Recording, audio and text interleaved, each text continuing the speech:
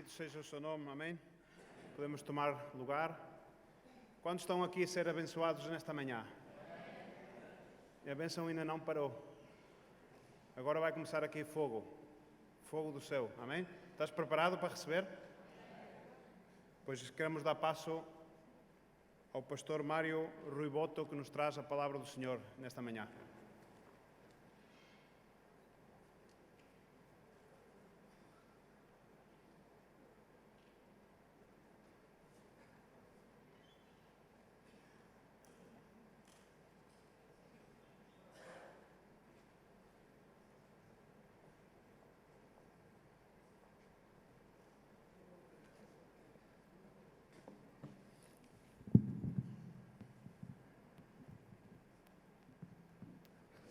Bom dia. Está tudo bem disposto? Amém. Eu queria agradecer o honroso convite que o pastor Luís Miguel e a equipa da Remar me fez para estar aqui no Congresso e poder ministrar a palavra de Deus. É uma honra muito grande e queria agradecer-lhe do fundo do meu coração a oportunidade e a honra de poder estar aqui com vocês. Somos amigos há algum tempo e temos tido um relacionamento com esta instituição que tanto nos honra e temos cooperado em algumas vezes também e há coisas que nós nunca esquecemos e a amizade e a cooperação é coisas que nós devemos guardar no fundo do nosso coração. Muito obrigado a todos, muito obrigado a vocês todos também pelo trabalho exemplar que têm feito na nossa nação. Muito obrigado, acho que todos vocês merecem uma grande salva de palmas. Obrigado.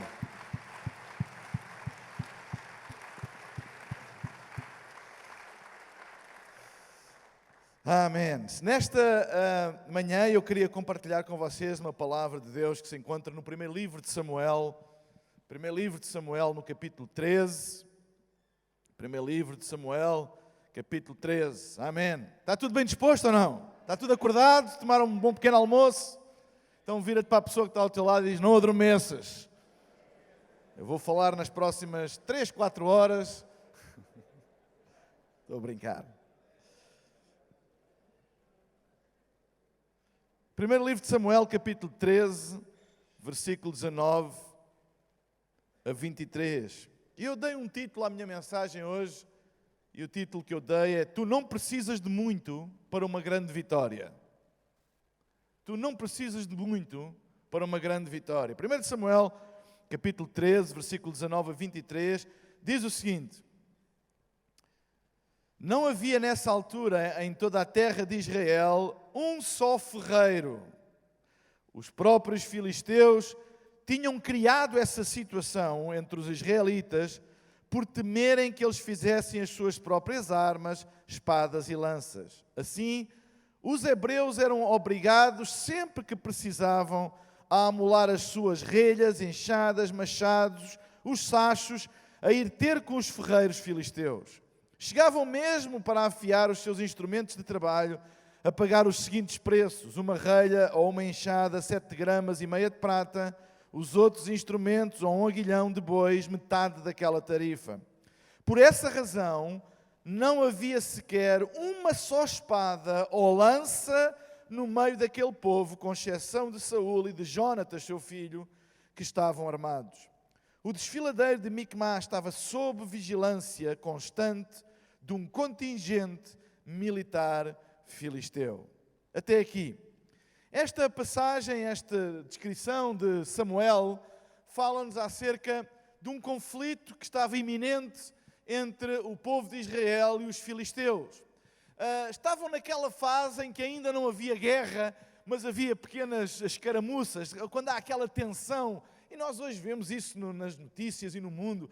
Quando ainda não há guerra, mas existe aquela tensão entre países, nas fronteiras, pequenas escaramuças, pequenos problemas que vão existindo, que mostram que existe uma tensão e que se está no limiar de um conflito. Era assim que estava na fronteira entre Israel e os filisteus. A Bíblia mostra que algumas escaramuças entre guarnições de ambos os exércitos já tinham acontecido. Havia uma situação de impasse entre estes dois povos, havia alguma tensão e esta guerra esta tensão mostrava que eventualmente podia ir haver um grande conflito entre eles, mas ainda não havia. Era assim um tempo de tensão, de algumas escaramuças, mas ainda não havia guerra, ainda não havia um conflito iminente a acontecer. E sabem, esta tensão entre os israelitas e os filisteus, esta iminente guerra que eles iriam e depois mais tarde encetar entre ambos, pode muito bem ser um exemplo das lutas e das batalhas que todos nós enfrentamos na vida. Toda a gente enfrenta lutas e batalhas na vida, toda a gente. Todos nós enfrentamos desafios, lutas, batalhas na nossa vida e que temos que enfrentar. E sabem, todos nós temos desafios que o percurso do nosso propósito tem. E esta história mostra-nos que nós não precisamos assim de tanto para vencer.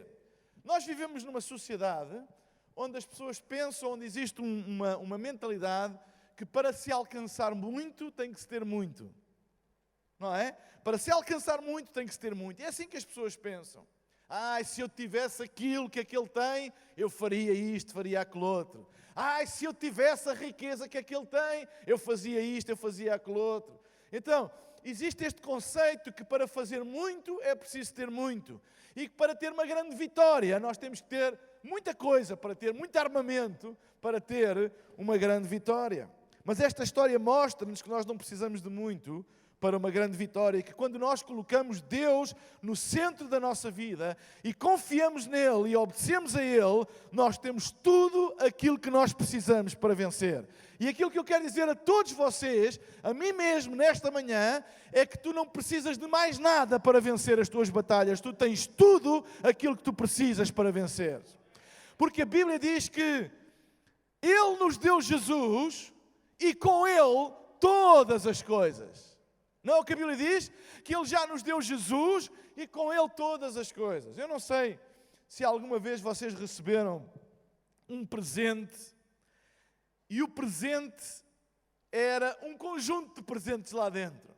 Eu lembro uma vez, fui pregar a um país que não era Portugal e eu tinha um presente, eu e a minha mulher chegámos ao hotel e tínhamos um presente, assim uma caixa toda embrulhada, uma generosidade da pessoa que nos convidou, e quando nós abrimos a caixa, tinha muitos presentes lá dentro. Tinha chocolates, tinha lenços de papel, tinha montes de coisinhas lá dentro. Era um presente com muitos presentes lá dentro. E sabem, quando nós recebemos, há pessoas que dizem assim, eu preciso disto, eu preciso que Deus me dê aquilo, eu preciso que Deus me dê aquilo outro. Mas deixem-me dizer, nós temos tudo aquilo que nós precisamos. Nós temos Jesus, porque a Bíblia diz que com Jesus nós temos todas as coisas. A Bíblia diz que Ele nos deu Jesus e com Ele todas as coisas.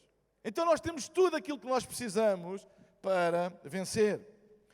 E a primeira lição que eu tiro desta história do povo de Israel é que nós podemos vencer com aquilo que nós temos. Nós podemos vencer com aquilo que nós temos. A Bíblia diz que não havia ferreiros em Israel. E diz que, não diz como, mas diz que esta era uma estratégia dos filisteus. A nação de Israel era uma nação muito rica em minerais, em minério, tinha muito ferro, tinha muitos minérios. Mas a Bíblia diz que a estratégia dos filisteus é que de alguma maneira eles conseguiram, porque a Bíblia diz que foi uma estratégia deles, eles conseguiram que apesar de Israel ter muito minério, não tinha ferreiros, não tinha pessoas para trabalhar o ferro, não tinha pessoas que pudessem agarrar nas matérias-primas que eles tinham e transformar isso em ferramentas, em armas para a guerra, em ferramentas para a agricultura, em instrumentos de trabalho, não tinham ninguém. E os filisteus é que tinham os ferreiros, ao ponto de que, se os israelitas quisessem armas, se os israelitas quisessem instrumentos de trabalho, ferramentas para a agricultura, eles tinham que ir aos filisteus, pagar aos ferreiros filisteus, para que eles pudessem moldar o ferro que era deles, israelitas, e ainda por cima tinham que comprar. Vocês estão a entender? A estratégia dos filisteus era: nós não podemos fazer nada para tirar a riqueza que a terra tem, A terra de Israel, no fundo, era a terra que mana leite e mel, é rica. Nós não podemos fazer nada para tirar essa riqueza que eles têm da terra, mas se nós lhe tirarmos a capacidade de eles usarem a riqueza que eles têm, eles não podem fazer nada. O que é que lhes adianta ter muito ferro? O que é que lhes adianta ter muito minério se eles não têm ninguém para trabalhar e transformar essa matéria-prima em ferramentas e em instrumentos? Se eles não tiverem ninguém, não lhes adianta de nada. E esta era a estratégia dos filisteus. A estratégia dos filisteus era: nós não podemos impedir que a terra dê a matéria-prima que dá, mas se nós tivermos uma estratégia de eles não terem quem trabalhe a matéria-prima que eles têm e tiverem que nos vir pedir, então nós controlamos a força deles. Nós controlamos a capacidade que eles têm para a batalha e a capacidade que eles têm para produzir ferramentas para os seus próprios trabalhos e para a sua própria produção. Vocês estão a perceber a estratégia dos filisteus? Eram espertos. E a Bíblia diz que foi isso, não diz como é que eles fizeram, mas diz que foi isso que eles fizeram, ao ponto de que se os israelitas quisessem trabalhar o ferro, tinham que ir pagar aos ferreiros filisteus para que pudessem ter isso. Sabem, o inimigo das nossas almas, ele não nos pode roubar aquilo que Deus nos dá. O diabo não tem poder nem capacidade para roubar aquilo que Deus te deu. Ele não pode roubar. O diabo não pode tocar em nada daquilo que Deus te deu. Ele não pode roubar o teu dom. Ele não pode roubar o teu potencial. Ele não pode roubar o teu propósito. Mas há uma coisa que ele pode fazer.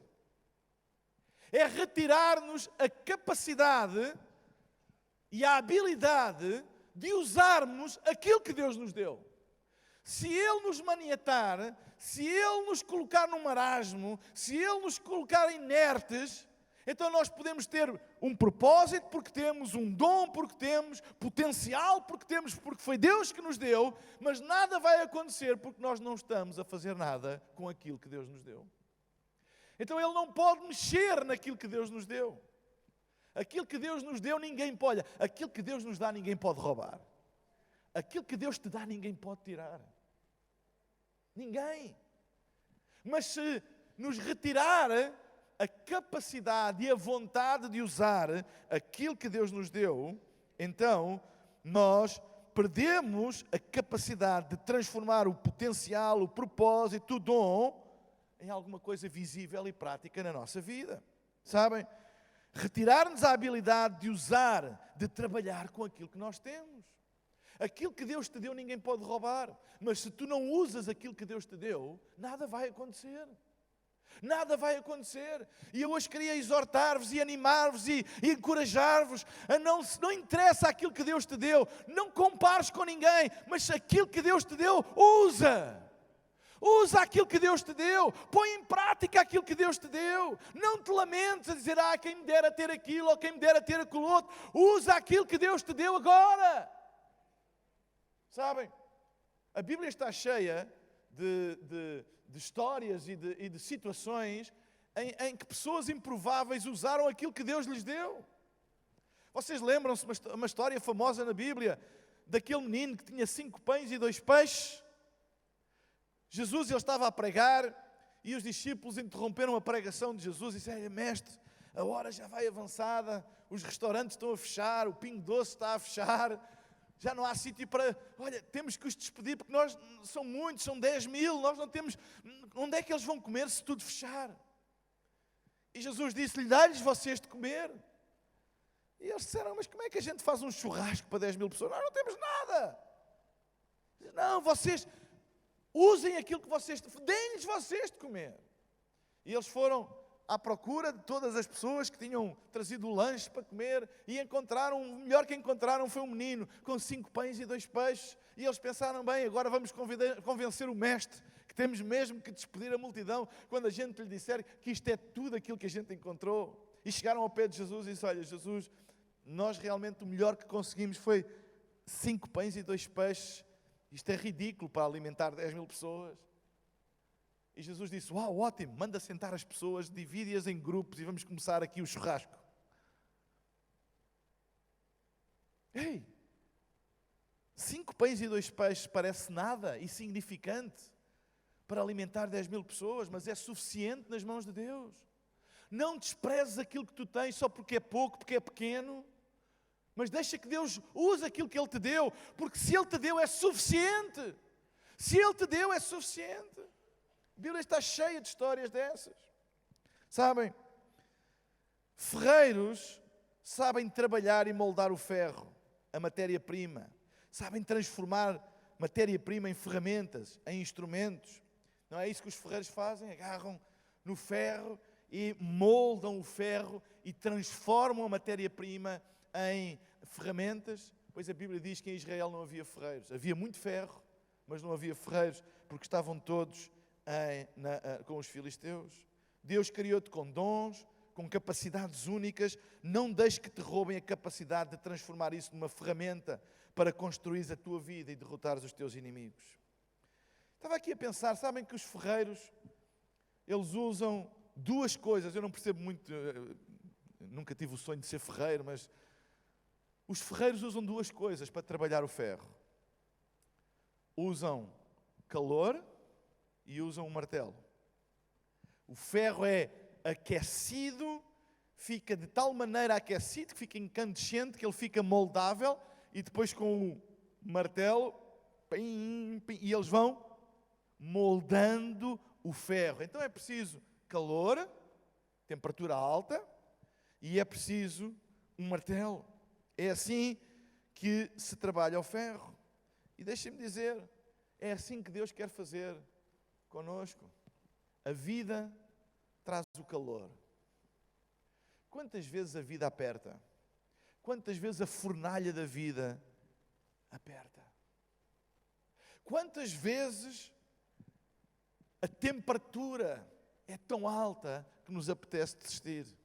Faz-me lembrar aqueles 3 amigos de Daniel, que quando foram vítimas de uma conspiração e foram denunciados ao rei Nabucodonosor de que eles não adoravam a estátua que ele tinha feito e que adoravam o Deus de Israel, eles foram trazidos perante o rei e o rei perguntou-lhes: é verdade que vocês não adoram a estátua e continuam a adorar o rei de Israel, contrariando o decreto que eu fiz? Eles disseram: é verdade, sim.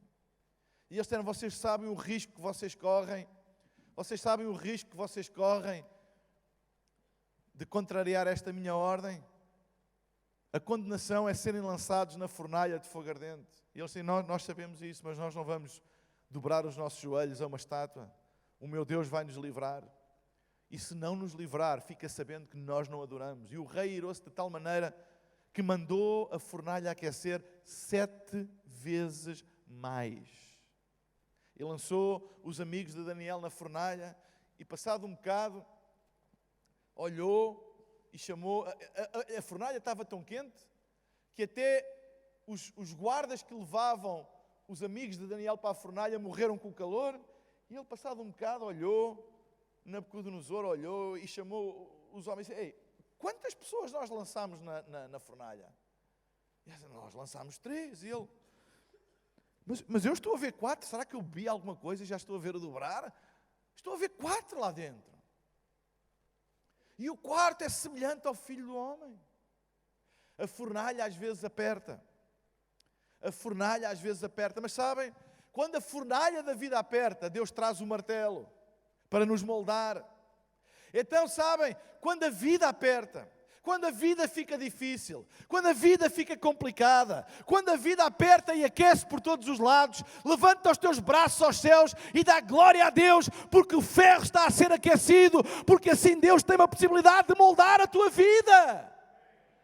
Porque quanto mais tu és aquecido, mais moldável tu ficas, mais Deus pode trabalhar na tua vida. Sabem, quando a vida aquece, nós ficamos mais preparados para Deus nos moldar. Se tu estás a passar uma tribulação, se tu estás a passar uma dificuldade, se a fornalha da tua vida está bem quente hoje, se tu estás aqui neste lugar e dizes: oh Deus, isto está tão difícil, a vida está tão complicada, eu não sei por onde é que me é de virar, eu quero te dizer para levantares os teus braços ao céu nesta manhã, dares glória a Deus e dizer: Deus, obrigado por esta tribulação, obrigado por esta fornalha, porque tu estás a moldar a minha vida.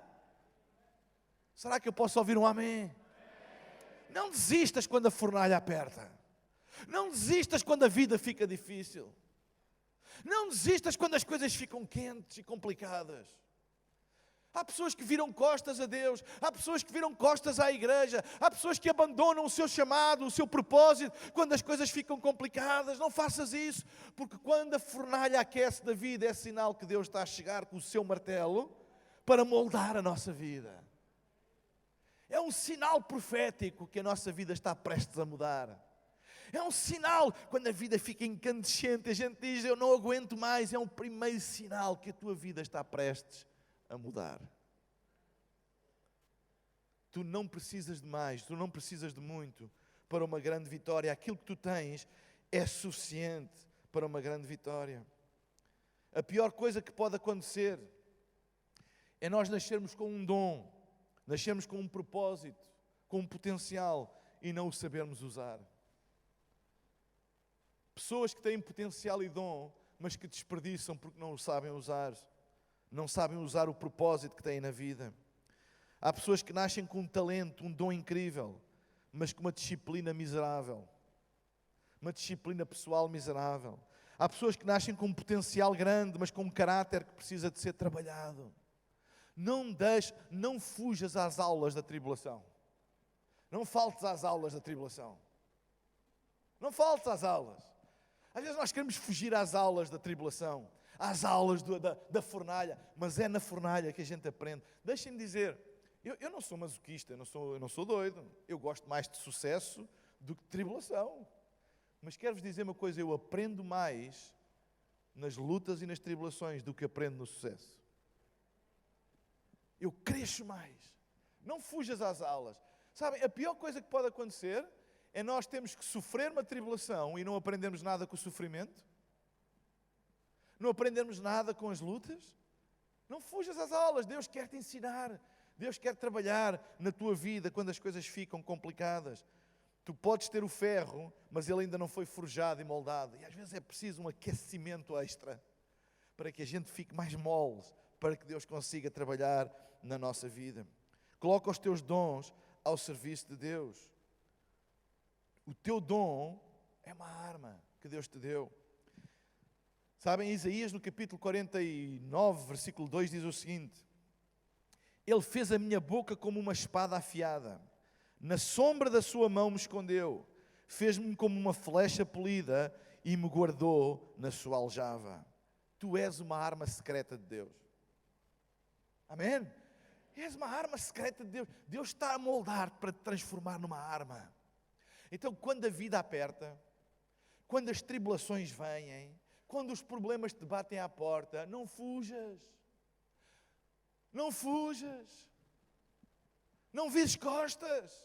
Deus está-te a moldar, Deus está-te a forjar, Deus está-te a transformar na sua arma secreta. Deus quer transformar o dom e o potencial que Ele te deu numa arma. Se tu não deixares Ele transformar o potencial numa arma, tu vais ficar refém, vais ter potencial, mas nada vai acontecer. Faz-me lembrar aqueles jogadores de futebol que são eternas promessas. Têm muito potencial, mas nunca, não é? E chegam ao fim da carreira e dizem assim, olha, ele tinha um potencial tremendo, prometia, mas olha, ele realmente nunca explodiu, nunca teve assim tanto sucesso. E sabem, ter potencial é ótimo, ter um dom é ótimo, mas se tu não deixas Deus transformar nisso numa arma para derrotar os teus inimigos, é como seres apenas uma grande promessa, mas que nunca alcança nada. E eu queria vos incentivar hoje, porque eu sei que todos passamos por dificuldades, e se calhar nesta manhã algumas pessoas estão a passar por alguma fornalha. Ei, não fiques triste, não penses que é o teu fim. A fornalha não está ali para te consumir e dar cabo de ti, ela está ali para transformar o ferro de maneira a que Deus possa moldar. Então levanta os teus braços ao céu e diz, Deus, obrigado. É por isso que Paulo pôde dizer, dê graças quando passarem por grandes tribulações. Porque é sinal que vocês estão a ficar prontos para Deus vos moldar e a serem transformados numa arma secreta de Deus. Diz à pessoa que está ao teu lado, tu és uma arma secreta de Deus. Amém. Tu podes vencer com aquilo que tu tens. Tu podes vencer com aquilo que tu tens. A segunda coisa que eu quero dizer é que tu não só podes vencer com aquilo que tu tens, como tu podes vencer com quem tu tens. Durante este impasse e esta tensão entre filisteus e israelitas, a Bíblia relata que muitos israelitas desertaram, ficaram com medo e desertaram. Olha o que a Bíblia diz em 1 Samuel, no capítulo 13, versículos 5 e 7. Diz: por seu lado, os filisteus recrutaram um poderoso exército de 3.000 carros de combate, 6.000 cavaleiros e tantos soldados de infantaria que de longe mais se parecia com a areia das praias do que com outra coisa. Estes acamparam em Micmas, à ordem de Bet-Aven. Quando os israelitas viram aquele vasto conglomerado de tropas inimigas, descontrolaram-se inteiramente e foram esconder-se em cavernas, em matas, em penhascos, em fendas de rochas e, reparem, até em túmulos e cisternas. Como é que eles não teriam desesperados para se irem esconder em túmulos com os mortos? Alguns deles atravessaram o rio Jordão e fugiram para a terra de Gad e de Gilead. Entretanto, Saul ficou em Gilgal e os que estavam com ele tremiam de medo à espera do que poderia acontecer. Então, eles ficaram tão apavorados de ver o poderio dos filisteus que muitos se esconderam, ao ponto de esconderem-se em túmulos, e outros desertaram, diz que passaram o Jordão e foram-se embora. E o próprio rei Saul ficou escondido com os seus homens, cerca de 600 homens valentes, ficou escondido e resguardado porque também estava com medo. Mas o seu filho Jonatas, filho de Saul, ele decidiu fazer alguma coisa. Disse: eu não vou ficar aqui quieto a ver isto acontecer, eu vou fazer alguma coisa. E olha o que ele fez, em 1 Samuel capítulo 14, versículo 1 e 13. Uns dias mais tarde, disse Jonatas ao moço que lhe levava as armas, ao empregado dele, ao armeiro, ao criado dele, vamos assim dizer: vamos atravessar o vale até à guarnição dos filisteus. Mas não avisou o pai do que tencionava fazer. Saul mais os seus 600 homens continuavam acampados nos limites de Gibeá, no sítio da romeira de Migron. Entre a sua gente encontrava-se Aias, o sacerdote, filho de Atub, irmão de Iacabod. Aitub era neto de Fineias e bisneto de Eli, o sacerdote do Senhor em Silo. Ninguém se deu conta, aliás, da ausência de Jonatas. Coisa tão triste quando ninguém dá conta da nossa ausência. Quem é que já ficou triste e ninguém deu por minha falta? Quem é que já sentiu assim? Fui ao congresso, ninguém viu que eu fui. Ou eu não fui e ninguém deu por minha falta. Quem é que, sejam lá honestos comigo, quem é que já pensou assim? Fui à igreja, ninguém me cumprimentou. Não fui à igreja, ninguém deu por minha falta. Olha, Jonatas, diz que ninguém, era filho do rei e ninguém deu por falta dele. Ninguém deu por falta do filho do rei. Ele podia ter ficado ali angustiado. Sou mal amado, nem o meu pai quer saber de mim, nem a minha família quer saber de mim. Eu assim não consigo. Como é que uma pessoa pode ser alguém na vida quando os próprios pais não se lembram de nós? Ele podia ter pensado nisso, ninguém deu por ele, para a falta dele. Para chegar à guarnição inimiga, Jonatas era obrigado a passar por um intervalo entre duas rochas muito íngremes, às quais se tinha dado o nome de Bozés e Sené. A rocha a norte estava de fronte de Micmas e ao sul diante de Gibeá. Vamos ter com estes pagãos, disse Jonatas ao seu escudeiro. Talvez o Senhor faça um milagre a nosso favor. Para ele não conta o número das tropas inimigas que aqui se encontram. Está certo, replicou o escudeiro. Faz como melhor entender. Estou contigo de alma e coração, seja qual for a tua decisão. Bom, então vamos fazer assim.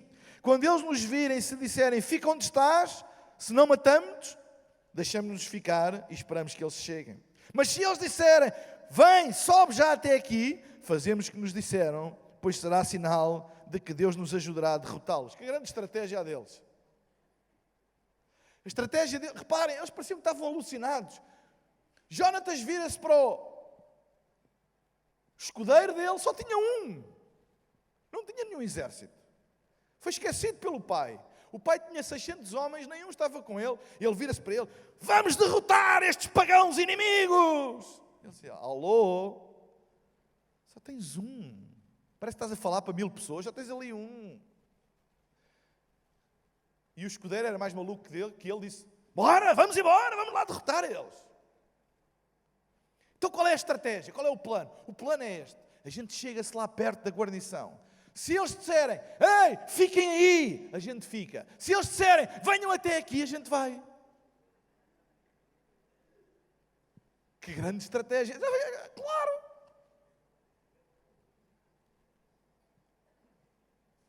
E foi assim que eles foram. Olha o que a Bíblia diz. Quando os filisteus os viram, aproximar-se gritando: olha, os israelitas já estão a surgir das tocas para onde fugiram. Eles a gozar com eles. Olha, olha, agora é que eles estão a aparecer. E depois disseram para Jónatas: vá, sobe já até aqui para que vos demos uma boa lição. Anda, disse Jonas, trepa atrás de mim, exclamou Jónatas ao moço escudeiro, porque Deus vai ajudar-nos a vencê-los. Então amarinharam, apoiando-se nos pés e nas mãos, e chegando junto dos filisteus começaram a dar neles. Olha a tática: Jónatas derrubava-os e o escudeiro atrás dele acabava de os matar. Algumas traduções dizem que Jónatas ia de gatas e derrubava-os de gatas e o escudeiro atrás matava-os. Devia ser giro. Foi assim que aconteceu. Assim uns 20 homens foram abatidos no espaço de um simples campo cultivável. É uma coisa, Jónatas tinha assim tanto suporte, tinha assim tanta gente a apoiá-lo, tanta gente a acreditar nele. Tinha? Não. Quantas pessoas Jónatas tinha? Jónatas, vai em frente, estamos contigo, pá, Jónatas, eu acredito no teu potencial. Jónatas, eu sei que tu vais longe na vida. Quantas pessoas ele tinha a fazer isso? Uma que era empregado dele, tinha que dizer se não era despedido. Tinha uma. Ele podia dizer: Deus deu-me uma chamada, mas ninguém acredita em mim. Deus deu-me um dom, mas ninguém aposta em mim. Estou na igreja há tanto tempo e ninguém me dá uma oportunidade como eu merecia. Sou um pregador do caneco e nunca subi ao palco para falar. Se eu tivesse pessoas que apostassem em mim, eu ia longe na vida. Se eu tivesse gente que me apoiasse. Eu sei que aqui ninguém pensa assim. Mas vocês sabem do que é que eu estou a falar. Se me dessem. Se eu tivesse gente que me apoiar. Jónatas não tinha ninguém. Tinha um. Então deixa-me dizer-te uma coisa. Não te preocupes com aqueles que não acreditam em ti. Às vezes na igreja ficamos... Aquela pessoa em quem investimos tanto foi embora, saiu, virou costas. E às vezes podemos ficar amargurados, tristes. Deixa-me dizer uma coisa. Não te foques naqueles que não estão. Não te foques naqueles que não apoiam. Não te foques naqueles que não acreditam. Não te foques naqueles que não apostam.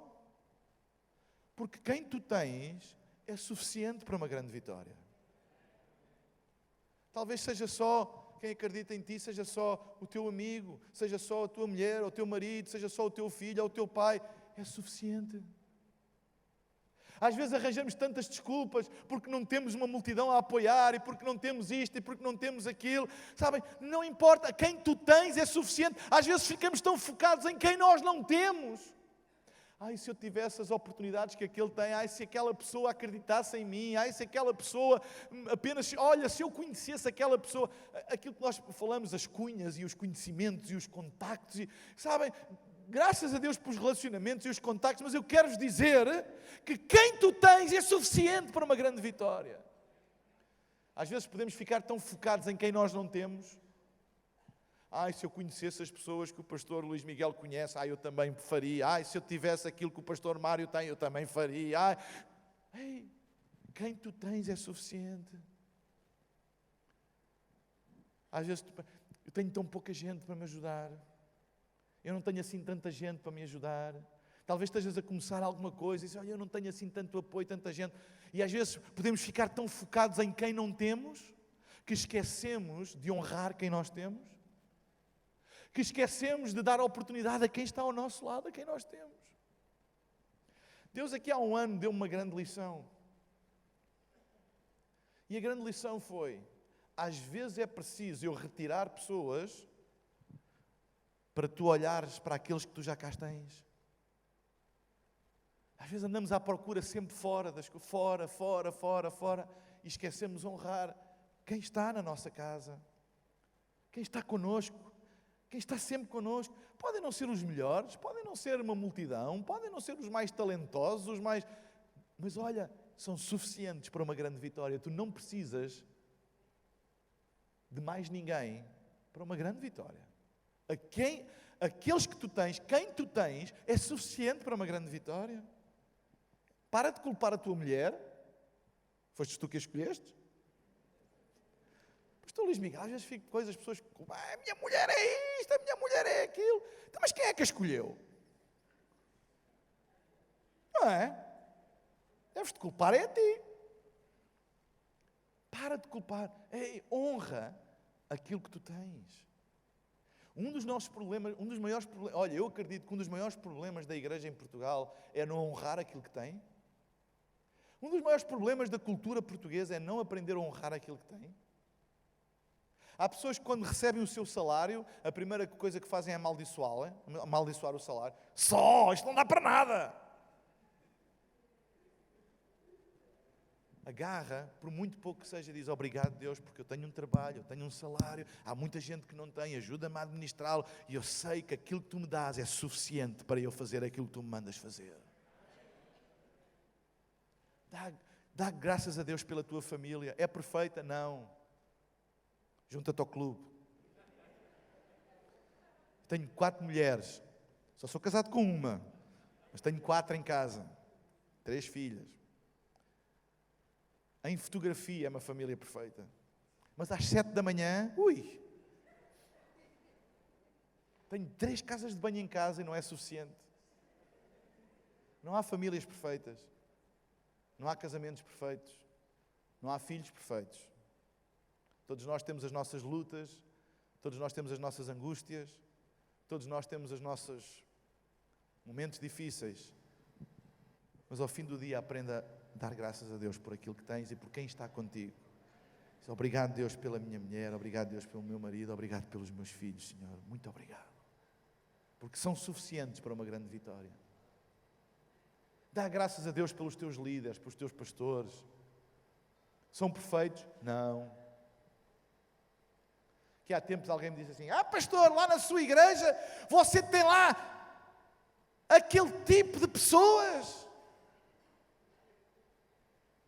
Isso tenho. Mas essas pessoas, elas têm uma vida depravada. Depois têm. É por isso é que há lugar para si também. Há lugar para todas as pessoas. Para todas as pessoas.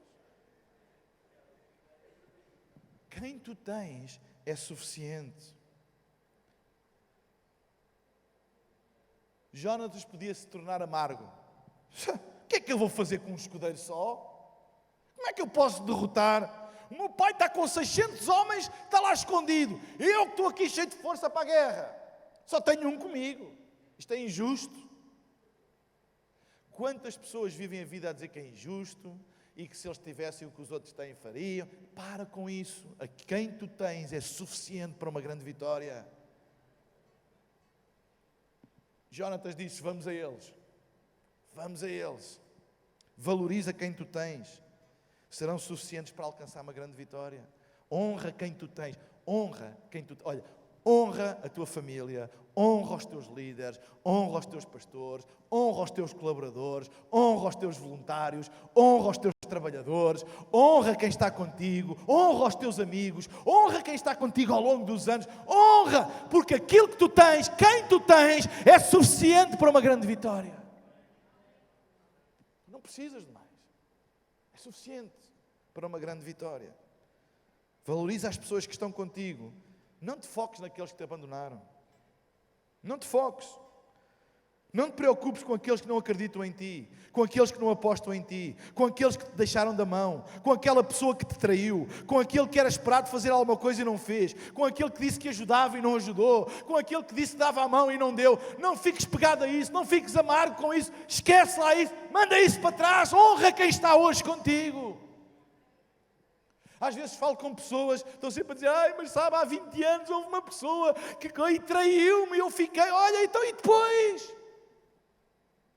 Todos nós já fomos traídos, todos nós já fomos magoados e todos nós já magoámos também, ou não? E então a vida continua. Não te foques nisso, não te foques quem não está, não te foques quem te fez mal, não te foques quem te traiu, não te foques quem abandonou, não te foques na pessoa que tu pensavas que ias passar o resto da vida com ela e te deixou da mão e ficaste amargurado. Não te foques, a vida continua, Deus tem o melhor para ti e quem tu tens é suficiente para uma grande vitória. Segue em frente, deixa o passado para trás. Não te foques em quem não está, valoriza quem tu tens. Então, tu podes vencer com aquilo que tu tens, tu podes vencer com quem tu tens, e a terceira e última lição que eu tiro desta história é que tu podes vencer onde tu estás. Tu podes vencer onde tu estás. Em 1 Samuel, no capítulo 14, versículo 4, diz assim: para chegar à guarnição inimiga, Jónatas era obrigado a passar por um intervalo entre duas rochas, um desfiladeiro. Sabe o que é um desfiladeiro? Quem é que já viu aqueles filmes de cowboys? Os westerns. Onde é que os índios atacavam as caravanas? Nos desfiladeiros, não é? Os desfiladeiros são sítios vulneráveis. É por isso que os castelos eram construídos nos montes, porque são sítios menos vulneráveis, é mais difícil chegar lá. Mas a realidade é que a Bíblia diz que Jónatas e o seu escudeiro, eles não estavam no cimo do desfiladeiro, eles estavam embaixo, e com duas rochas, duas paredes de cada lado, o sítio mais vulnerável. Eles podiam pensar, bem, Deus, mas Deus, por favor, porque é que tu nos colocaste aqui? Se tu queres que a gente vença, porquê é que nos colocaste aqui no desfiladeiro e não nos colocaste lá em cima? Deus faz um milagre. Manda o carro de Elias, que o levou lá para cima, manda o carro para nos levar pelo menos para cima deste desfiladeiro. Ou a escada de Jacó, que ele subiu ao céu. Deves ter a escada ainda no armazém do céu, traz lá essa escada para nós subirmos. Nada, a Bíblia diz que ele estava no intervalo de duas rochas muito íngremes, às quais lhe tinha dado o nome de Bozés e Sené. Vocês sabem que na Bíblia, principalmente no hebraico, os nomes dados às terras, às localidades, às cidades, às regiões ou a locais, a sítios, tinham sempre um significado. Ou simbolizavam as características visíveis daquele lugar, ou simbolizavam uma vitória, algum acontecimento. Os nomes dados tinham sempre um significado.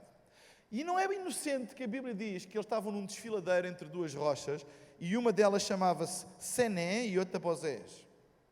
Sené quer dizer aglomerado de espinhos.